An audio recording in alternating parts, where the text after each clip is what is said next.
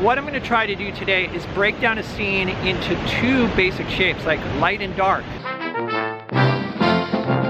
Today I'm using the easel I use for smaller panels. I've got an assortment of brushes here, you know, a lot of natural bristle, which I've been using on my larger paintings, but I also have some smaller synthetics, and I have a feeling I'm going to be using some of these because they're a little more accurate. As usual, I'm going to use liquid as my medium. I've got odorless mineral spirits in a brush washer here, and then colors: cadmium yellow lemon, titanium white, cadmium yellow medium, yellow ochre, burnt sienna, alizarin crimson, dioxazine purple, ultramarine blue, phthalo blue, and there's a little bit of viridian here.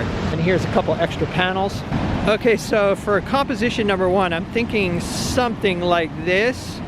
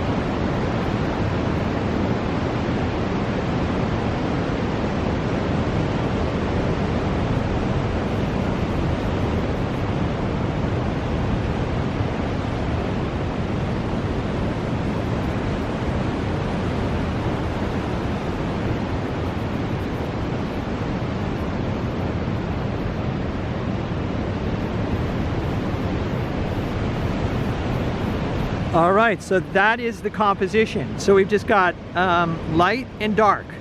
So what I'm gonna do is I'm gonna look for little temperature and value shifts in the dark and also in the light area. So I've got white water in the light area, and occasional waves are passing through. There's one coming right now. So that's a slight value shift right there. And you know, obviously in these rocks, there's like these warm tones in here, these like blue grays, and then also kind of an ochre color along the top. So there'll be some value shifts right in the darks, but I want to be sure to maintain the overall design. I don't want to break up this simple pattern of light and dark. If you get back from this painting, it still works. You can see that strong, simple design.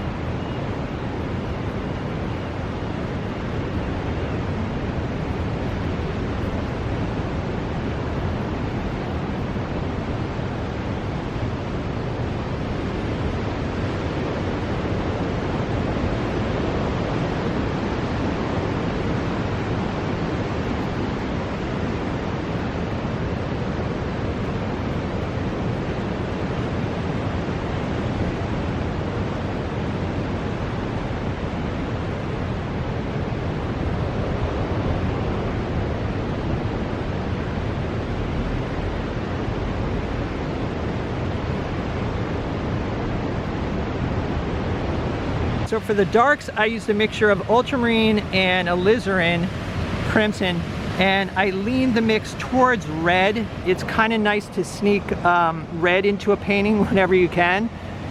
And it also will, the red will work well with the greens in the ocean.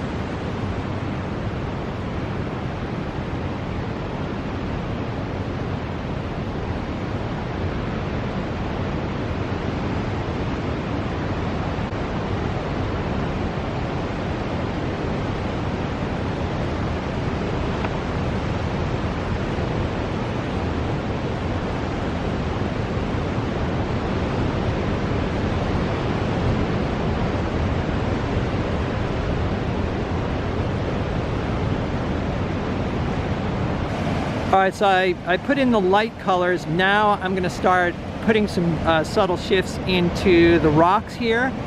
And I'm gonna create some atmospheric perspective by lightening the rocks that are in the distance and making them more blue, and then having more warmth in the foreground. So that's the plan.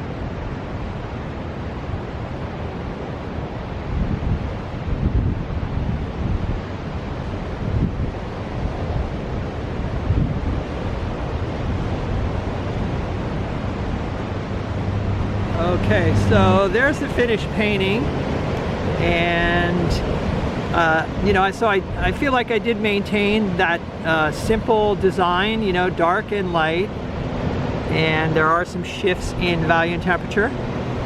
So that took a little longer than I thought it would, and so I'll probably only do 2 paintings today. You guys have heard me talk about on this channel how oftentimes it takes me just as long to do a small painting as it does a large painting.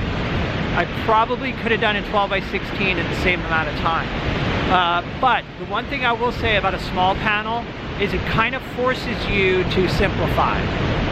When I was driving here, that's when I came up with that idea. I thought, you know, I've got to break this down into 2 simple shapes. That's it, because I don't have a lot of room, and if it, you know, like I said, if it's going to have visual impact, it's got to be simple.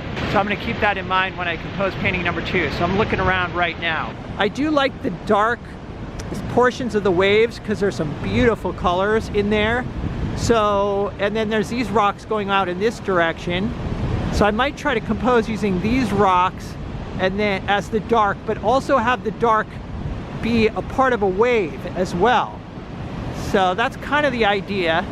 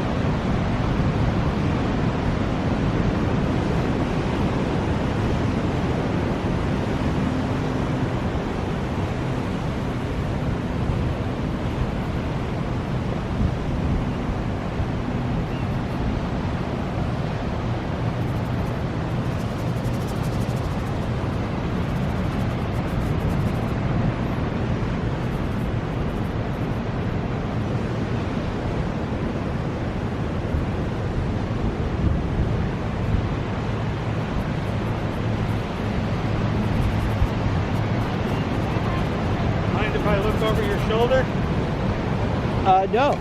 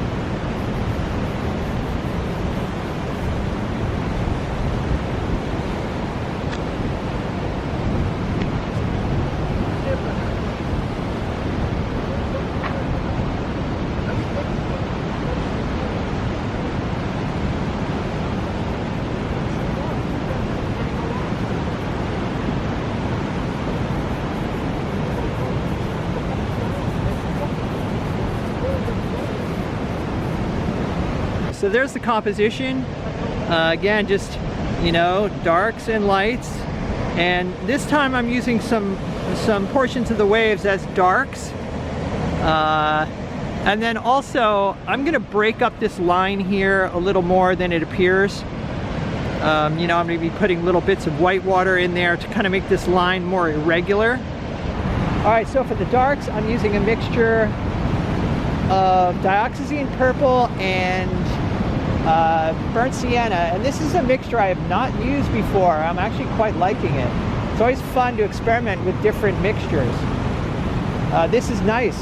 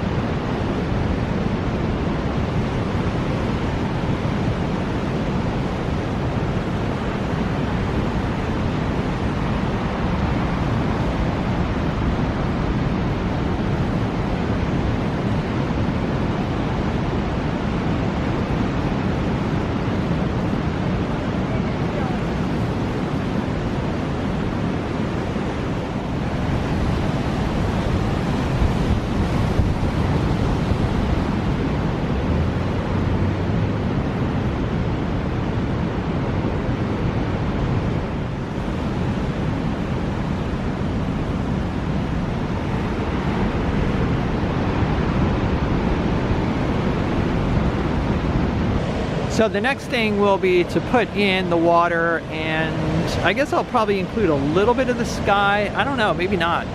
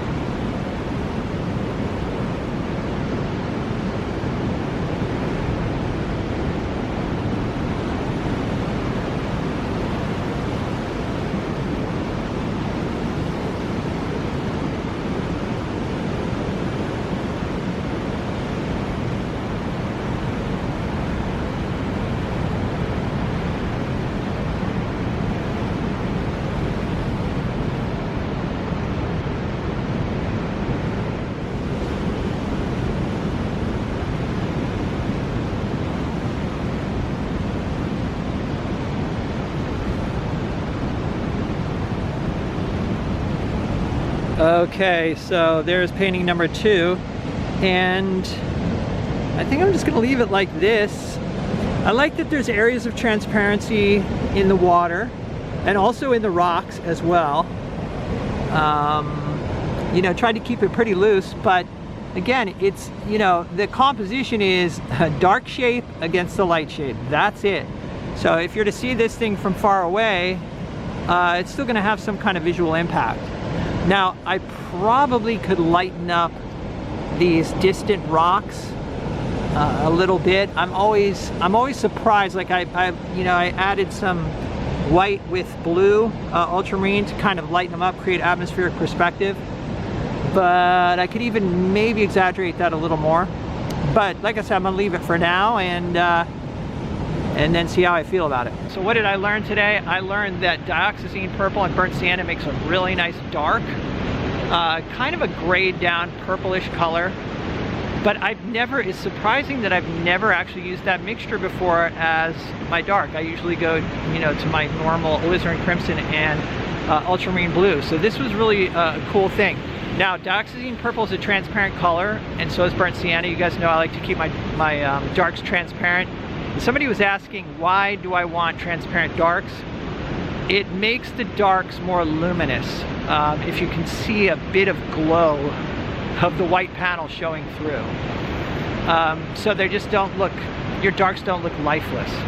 Now, within that area, you can come in and put some opaque darks in there to break it up. But I start off with,